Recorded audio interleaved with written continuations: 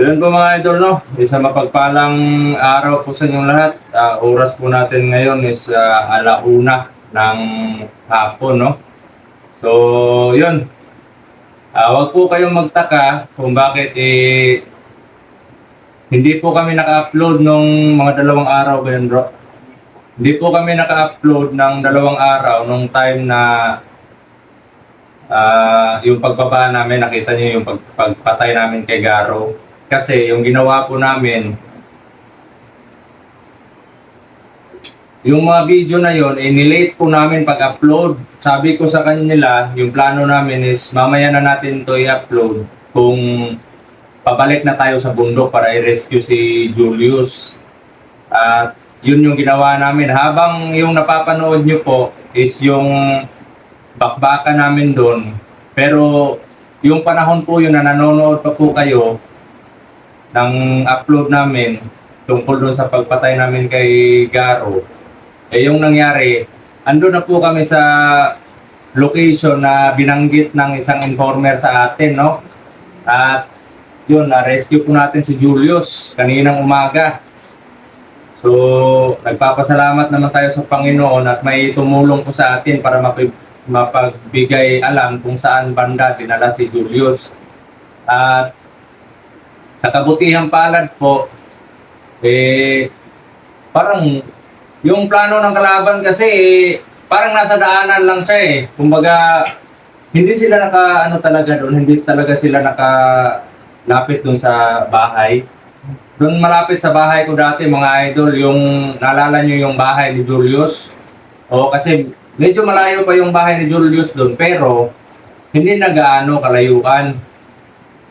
At yung nangyari, doon lang banda sa bahay niya talaga dati, yung kubo niya dati na yung may mga, doon sa malaking kahoy yung bro. Doon lang sa tinali. At yung nangyari, sabi ng informer, yung identity po is may ibubunyag po ako sa identity niya pero hindi ko lang po sasabihin kung sino po siya. Dati ko po siyang 3 po sila na kinuha ni Apo Medalyon sa kanila. Dati ko po silang kasama sa grupo. At yung nangyari, yung isa may dalang cellphone. Kaya nagtaka ako bakit may nag-comment doon sa video or sa video na in-upload ko. Kaya yung ginawa ko para matago yung identity niya, pagkabasa ko pa lang sa comment na yon, in-stock ko kaagad. Tapos kinontak ko siya, tapos dinelete ko yung niya, yung message niya doon sa YouTube channel ko po para hindi makita kasi alam naman natin na hindi lang tayo or hindi lang po kayo yung nanonood ng mga video namin, pati na din po yung mga kalaban, no? Kaya nag-message po siya doon sa upload po natin na sabi niya, bro, si ganito ganyan, nagpakilala siya. Kabilang ako sa grupo ni Apo Medalyon, sabi niya ganon. Kasi pinangakuan niya. Akala ko kasi kasama ka pa sa hanay ni Apo Medalyon, kaya yun, sumama ako pero iba na pala yung trabaho ngayon. Kaya yun, napagdesisyonan daw niya na sabihin yung location. Kasi sa bundok daw kami sa bundok tayo hanap ng hanap. Pero andun lang pala sa papunta pala silang Patag, kaya pala sa paanan lang ng bundok. Kaya yung nangyari, nadat na namin doon na parang nag-usap-usap pa sila. Tapos si Apo Medalyon, pupuntahan niya yung isang tao ba yun? Yung ba yung tao na yun? May sinabi siyang isang commander na pupuntahan niya para magpatulong siya na mahuli kami. Kasi yung nangyari, gagawin nilang pain si Julius tinali na nga nila doon sa Hindi lang kami nag-video. Tinali na nila doon sa magkatapat na kahoy. Tapos nagaganon siya doon. Pero si Apo Medalyon, umano muna. Umalis, sabi niya na, anuhin niyo muna, italin niyo muna yan, babalik ako, pupunta ako saglit dun sa, sa isang commander, kasi malapit na siguro. Tapos, ilan yung naano natin doon? 8, 7 ba yun? Mga patay natin. Walong tao yun. May 8 tao na iniwan siya doon na nakabantay kay Julius. At yung plano nila, di ba before lumisan si Apo Medallion, before niya iniwanan yung mga tao niya, sabi niya, doon ka magmasid mamaya, doon ka, di ba? Parang si Julius nasa gitna, yung gagawin nilang trap. Si Julius nasa gitna, tapos yung mga tao tsaka yung mga commander andun sa sa gilid-gilid magtatago para kung sakaling kukunin namin si Julius matrap kami. Oo, ginawa nilang pain talaga. Buti na lang yun yung informer ko, yung nag-inform sa amin nagpakatotoo talaga. Kaya sabi niya, bro, bukas ng umaga gagawin nilang pain si Julius. Tapos magsisend sila ng video sa'yo. Pagkatapos, siyempre, yung plano siguro nila is, siyempre, pupuntahan natin kung malaman natin kung saan yung location. Tapos makita natin yung si Julius doon na nakabitin lang, i-rescue natin. So, siyempre, talagang diretso na tayo sa, sa matrap na tayo. So, yun, brother, hindi ko muna sasabihin yung identity mo. Maraming salamat. Maraming salamat sa katapatan mo. No? Kahit matagal na tayong hindi nakikita, ano pa rin, napaka-loyal mong tao. No? May prinsipyo ka.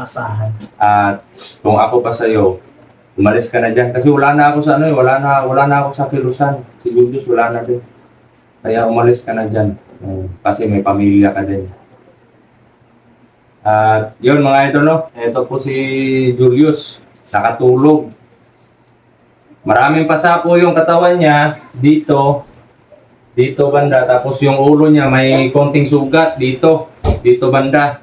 At medyo namaga yung kilay niya dito. Oo, parang binastroke siguro siya para So, maraming salamat po sa ninyo, sa yung pag-darasal ninyo. At yun, yung plano po namin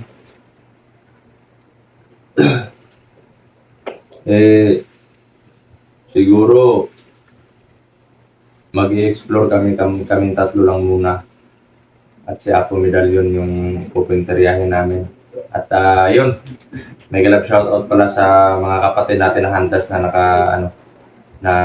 naka-rescue or nakatulong kay Brother Buds, no? So, Kuya Buds, take a rest at sana madaling makarecover yung katawan mo at gabayan ka ng ating mahal na Panginoon, no? At yun, siguro mag-relax muna kami ng isang araw kasi parang sinimulan yung ubo-ubo. At si Brother Max hindi pa okay yung katawan. Tapos ang daming isa. Hindi pa sana kami mag-explore para i-rescue si Julius, pero buti na lang may informasyon na umano sa atin nakarating. Kaya yun, kinuha po namin yung pagkakataon para maligtas na natin si Brother Julius. Yun, update na lang po kami sa pag-recover ni Brother Julius at sabi ko po sa kanya kanina na nag-usap kami na kasi pinakain namin siya pagdating Pagdating namin dito, kumain muna kami. At yung nangyari, nakatulog. Yan, masarap po yung tulog niya. Sa mga nagtatanong po kung kumusta na si Julius, huwag na po kayong mag-alala, ligtas na po si Julius. Ligtas na po mga idol. Maraming salamat sa mga sa mga nagdarasal, nagmamahal, at sa mga nag-share po ng kanilang mga pagmamahal sa amin, no. Mega love shoutout po sa inyong lahat. Kahit po sa mga silent viewers, maraming salamat po sa walang sawa na suporta at pagmamahal ninyo, pagdarasal, at walang sawa na panonood ng aming mga video na i-upload, no. Kami po ay nag-upload lang po kami ng video para po may update po sa inyo. Kasi marami pong naghahanap ng update kung ano yung kalagayan namin bilang isang hunter, no? So, obligasyon po namin na ma-update yung mga taong nagmamahal po sa amin, no? So, yun mga idol, tuloy-tuloy po yung laban natin. Si Julius, papahingahin muna natin, no? Sana ay maka-recover siya agad. At sabi ko kung mag-i-explore kami o kung pilitin yung katawan mo, mag-rest ka muna. At gumawa ka ng diskarte o gumawa ka ng paraan para maka-recover yung katawan mo agad. Oo. So, yun. Natin tayo. Relax muna tayo. Oo, para maka-relax din kami mga idol. At si Kuya Bad naman na-rescue kasi may isang hunter na naka-upload. Nakita ko. Nakita ko yung video. So, yun mga bro. Salot ako sa inyo. Salot kami sa inyo sa pagligtas niyo sa ating kapatid. Kung ano lang sana, kung malapit lang sana at kung may alawas na talaga kami, Nakatulong tayo sa inyo. makakatulong talaga kami. Hindi po kami namimili ng tutulungan. May mga lang talaga, may mga rason kung bakit ganito, ganyan, hindi kami nakakatulong doon. Sana po'y maunawaan po ninyo mga idol, no? Humihingi po kami ng pasensya po doon. At sa yung time po na nahimatay po ako, kasi sinusundan pa namin si Apo Medallion that time. Pero medyo nawala yung aura nilang dalawa ni Julius, no? Wala na, umiinit na yung hininga ko noon. Parang may lagnat na talaga.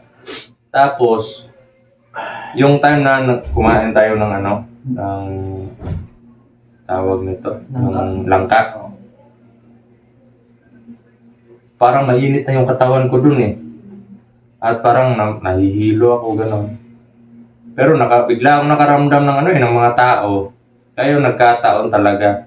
At siguro sa pagod din. At tinamaan pa ko ng orasyon ni Commander Garo.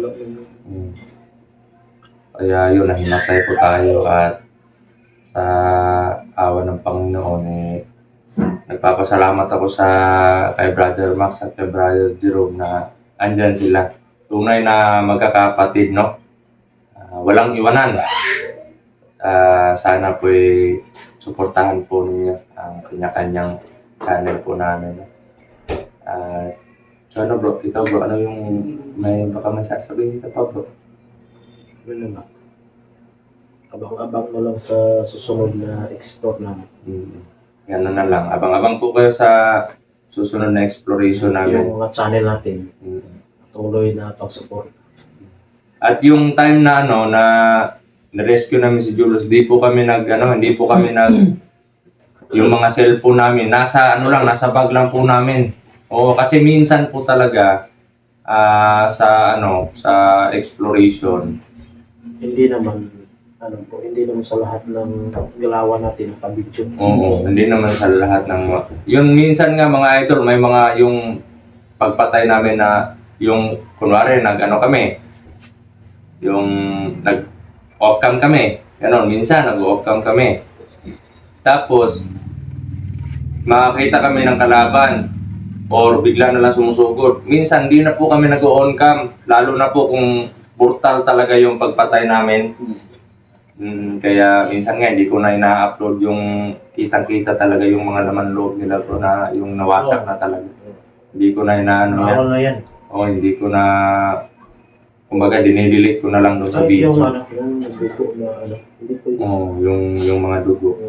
Di po talaga namin ina-upload kasi may mga masisilan po talaga na taga-panood eh. Kaya pati din kay YouTube, bawal na din yung ganun. Kasi ilang beses na ako na eh. Minsan yung yung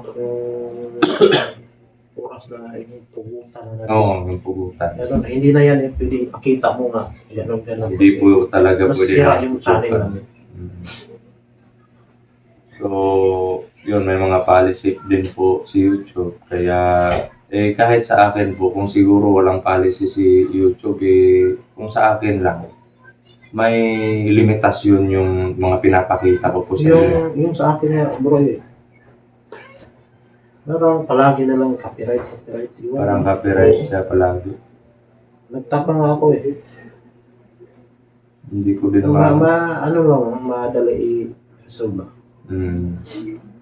So may mga may mga moment na makaka-copyright talaga na.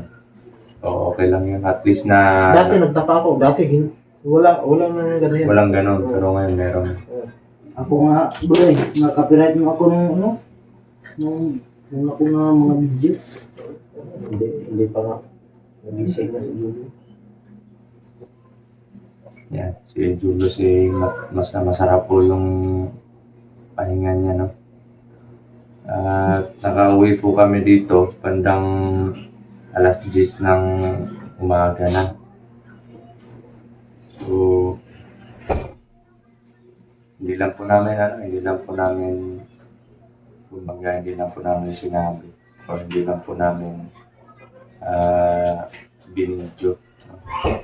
Kasi minsan po yung pagdadala namin ng cellphone, minsan po nakakaano po yun, nakakasagabal po sa ginagawa namin mission. Kagaya kay Julius, hindi tayo nakapag-video kasi on the spot. Oo, on the spot talaga. At alam naman natin na hindi basta-basta yung mga kalaban natin. Baka sa pagpulot pa natin doon, yun na. At minsan, yung nakikita talaga ng mga kalaban, yung cellphone na nakaganon, no? Kagaya na, yung sa akin, nandito yung cellphone ko. Tapos, andun ng kalaban. Alam nga naman, kumuha ka pa ng cellphone, tapos, patay ka. At yun, habang na-rescue po namin si Julius, yun yung mga in-upload namin, yung mga dati namin video. Para po, hindi po kami matiktikan ng kalaban yun sa mga namin, sa mga kilos namin. At siguro, itong video na to is ma-upload po namin mga sa susunod na araw pa. Oo, hindi. Yung mga video na po na napapanood nyo po sa amin, hindi po on the spot yan, mga idol. Ilang araw pa yan i-upload Dinidelay po namin yan. Siguro ngayon nasa na kami. Habang nanonood kayo ng update namin, nasa explore na kami. Ganun yung strategy po namin. Para hindi po makapaghanda yung mga kalaban. Siguro makita nila yung video, saka pa sila maghahanda. Pero wala na, marami na kaming Kasi yung nagtataka bakit naka-upload sila doon, andun sa doon. Na yan mga idol, no? Naka-schedule. Naka-schedule na yan. Naka-schedule. Lalo na pag nagpapahinga kami sa bundok o gabi na nagpapahinga kami, tapos may signal doon, tapos sakto may load kami. Kunwari si Maxton lang yung may load sa amin, nagha-hotspot na lang kami. Oo, nag-share na lang kami ng hotspot para maka-upload kami pareho. At ini-schedule namin yan habang na-update po kayo sa mga video na lumalabas, kami po andun pa rin sa exploration. Yun yung namin, yun yung strategy namin mga idol. So, yun. Maraming salamat po sa inyo lahat mga idol, no? At nandito na po yung update natin. At ipagdasal nyo po na baka sa mga oras na ito nasa bakbakan na po kami. At mega love shoutout po sa inyo na. Maraming salamat. Huwag na kayong mag-alala kay Julius. Okay na po siya. At abangan na lang po natin yung pag-recovery ng katawan ni Julius at sana makapagpahinga siya ng maayos, no? At makarecover ng madalian, no? So, yun. Hanggang dito na lang po mga idol at ito po ang team na nagsasabing mahal na mahal po namin kayo. Sagot po kami lahat mga idol.